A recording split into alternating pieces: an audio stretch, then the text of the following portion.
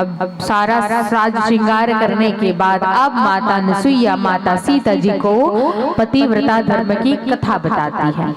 तो चलिए, जब तक एक लड़की का विवाह नहीं होता है तब तक वो कुंवारी कहलाती है, विवाह के पश्चात वो नारी कहलाती है, और जब वो किसी बच्चे की माँ बन जाए तो वो महतारी कहलाती है। तो इस प्रकार से कुंवारी नारी महतारी की चर्चा आप सभी के बीच हम करेंगे। तो आइए, गोस्वामी बाबा जी ने लिखा, क्या मातु पिता भ्राता हितकारी मित्र प्रद सब सुनो राजकुमारी। याद रखना, जब तक एक लड़की का विवाह नहीं हुआ है तब तक केवल उसके माता पिता गुरुजन परिजन सखे संबंधी एक सीमित समय तक उसका साथ देंगे, केवल एक सीमित समय तक। जब तक उसका विवाह नहीं हुआ है तब तक उस लड़की का पालन पोषण कौन करेंगे? बोले उसके माता पिता गुरुजन। माता पिता नहीं है तो सगे संबंधी कर लेंगे। लेकिन यदि उस लड़की का विवाह किसी पुरुष के साथ में हो जाता है तो उसका कोई जीवन भर पालन पोषण करने वाला है तो केवल और केवल उसका पति होगा। इसलिए पति को परमेश्वर जानो। जो नारी अपने पति का अपमान करती है, पति की सेवा नहीं करती है, वो अधम नारी कहलाती है। अधम यानी नीच, पापनी जिसे कहा जाता है।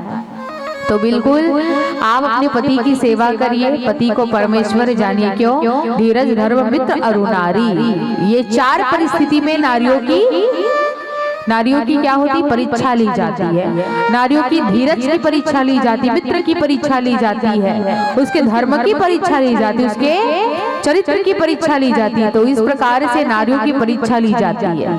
आपका पति जैसा भी हो, लूला हो, लंगड़ा हो, काना हो, बहरा हो, जैसा भी हो, आपका पति आपके लिए देवता के समान होना चाहिए।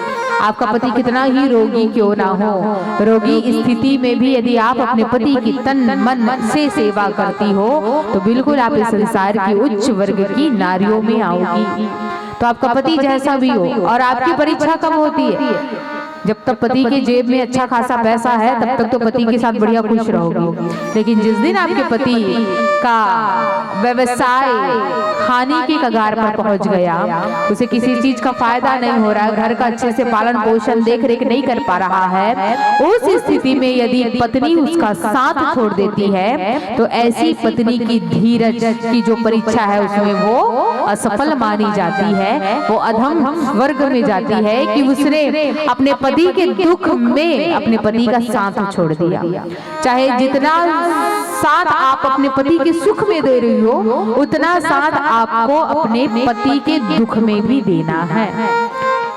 और नारियों के लिए, नारियों के वैवाहिक जीवन के लिए केवल एक ही बीज मंत्र है। और वो बीज मंत्र क्या है? बड़े ध्यान से सुनना भाई।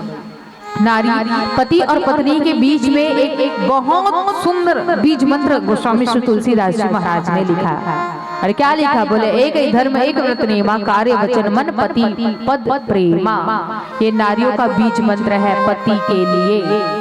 जो नारी इस बीज मंत्र को अपने जीवन में धारण कर ली ना, वो नारी किसी भी प्रकार के संकट में नहीं पड़ती, विपत्ति में नहीं पड़ती, दुख में नहीं जाती। तो बिल्कुल एक ही धर्म एक व्रत रेमा, काय वचन मन पति पद प्रेमा। नारियों के लिए एक ही धर्म होता है, एक ही व्रत होता है और एक ही नियम होता है। बोले क्या? कि पति के चरणों में धर्म, पति के चरणों में व्रत और पति के चरणों में प्रेम। ये तीन चीज हमेशा पति के चरणों में होना चाहिए। आपका मन, आपका काय यानी शरीर, काय यानी तन, आपका तन और मन कहाँ होना चाहिए? बोले पति के चरणों में होना चाहिए। तो ऐसी नारियों का ये बीज मंत्र है। जो नारी इस बीज मंत्र को अपने जीवन में धारण कर ली, दवाई बना करके पूरे रंग में लगा ली, जिस प्रकार से तेल को हम पूरे शरीर पर लगाते हैं तो अंग क्या होता है? अच्छा रहता है, हष्ट पुष्ट रहता है। उसी प्रकार से जो एक ही धर्म एक व्रत रेमा, इस बीज मंत्र को, इस दवाई को जो अपने अंदर ग्रहण कर लेता है उसका पूरा जीवन स्वस्थ हो जाता है। तो बिल्कुल पति के लिए ये नियम आप लागू कर लो कि हमारे पति के अलावा इस संसार में और कोई नहीं है। आपका पति ही परमेश्वर होना चाहिए। यदि आपका विवाह हो जाता है तो नारियों के लिए, स्त्री वर्ग के लिए केवल उसका पति ही परमेश्वर होता है। आप अपने पति को भगवान मानोगी और पति को ही भगवान मान करके उनकी सेवा करोगी, पूजा अर्चना करोगी। लेकिन हाँ, जिस नारी का पति नहीं है, यानी विवाह के पश्चात यदि वो विधवा हो गई है, किसी कारणवश उसका पति संसार से नहीं है या उससे दूर हो चुका है, तो विधवा नारियों के लिए और कुंवारी लड़कियों के लिए परमेश्वर ही उसका पति होता है। अब भगवान को अपना पति मान सकती हो, विधवा नारियों के लिए है भाई, विवाहित नारियों के लिए नहीं। विधवा नारियों के लिए भगवान उसका पति हो सकता है, कुंवारी नारियों के लिए भी भगवान उसका पति हो सकता है, लेकिन विवाहित नारियों के लिए केवल और केवल उसका पति ही परमेश्वर होगा। तो बिल्कुल आप अपने पति को परमेश्वर मानो, ज्यादा नहीं कर सकते हो व्रत नियम, कोई बात नहीं, प्रेम तो कर सकते हो, प्रेम से बातें तो कर सकते हो, पति के चरणों की सेवा तो हो सकती है। आपका पति यदि कहीं से कमा करके यदि घर में आ रहा है तो बिल्कुल एक गिलास पानी दे करके पति के साथ बैठ करके 2-4 प्यार भरी बातें कर लो, आपका पति उसी में संतुष्ट हो जाएगा। और यदि आपका पति संतुष्ट है तो आपकी गति भी शुभ हो जाएगी संत समाज।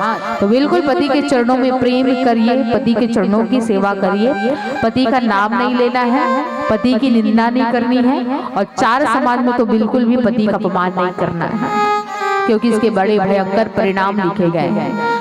और आगे गोस्वामी श्री तुलसीदास जी महाराज ने लिखा क्या, उत्तम के असवस मन माही, सबने हो आन पुरुष जगनाही, मध्यम परपति देखे कैसे, भ्राता पिता पुत्र निज जैसे।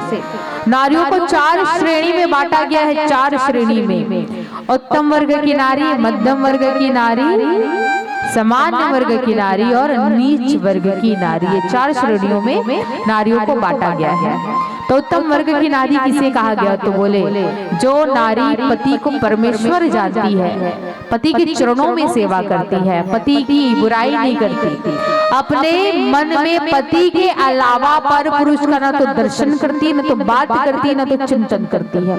स्वप्न में भी पर पुरुष का दर्शन नहीं होना चाहिए, तब जाकर के वो उत्तम वर्ग की पति के अलावा किसी अन्य पुरुष के बारे में सोचती है, ना तो चिंतन करती, ना ही बात करती है, स्वप्न में भी पर पुरुष का दर्शन नहीं करती है।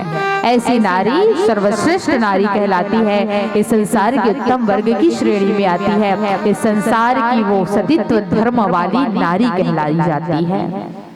तो सतीत्व मतलब होता क्या है, केवल आप पति के चरणों में रति करें, ये सतीत्व धर्म होता है।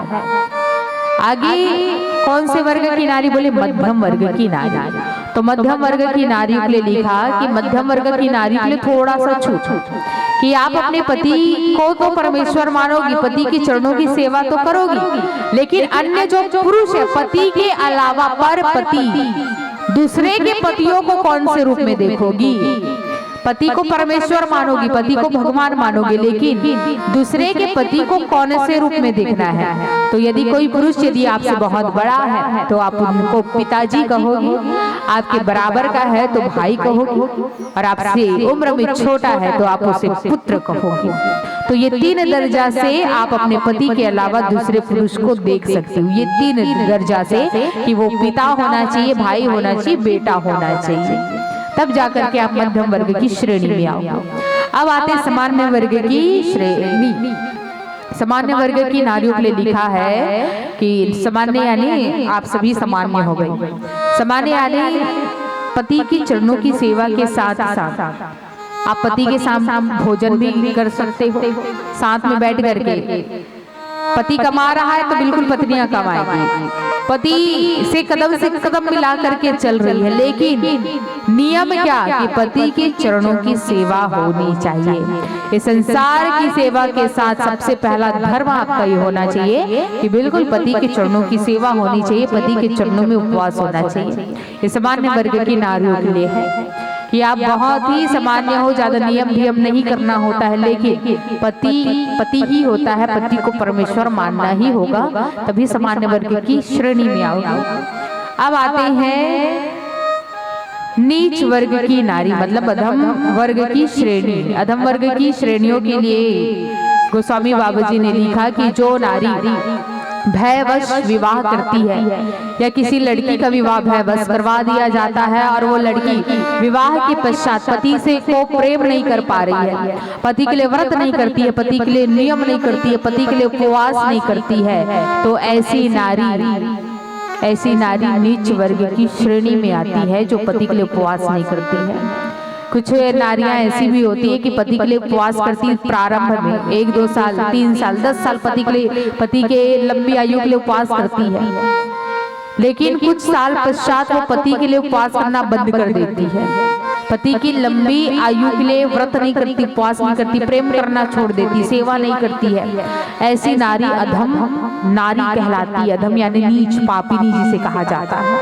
तो ऐसी नारी नीच वर्ग की श्रेणी में आती है संत समाज।